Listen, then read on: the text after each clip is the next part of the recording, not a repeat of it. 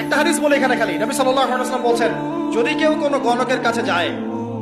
গিয়ে বলে দেখেন তো আমার হাতটা একটু,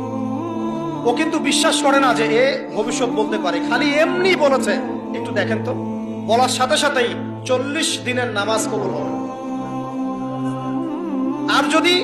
তার বলা কথায় বিশ্বাস করে যে হ্যাঁ তোমার ভবিষ্যৎ খুব ভালো, তুমি চাকরি পাবা, এটা করবা সেটা করবা, এবং সে বিশ্বাস করলো হ্যাঁ এটাই হবে, তখন নবী সাল্লাল্লাহু আলাইহি ওয়াসাল্লাম বলছেন সে যেন আল্লাহর পক্ষ থেকে যা নাজিল হয়েছে, মানে যে কোরআনুল কারীম, এই কোরআনকে যেন সে অস্বীকার করলো, মানে কুফরি করলো।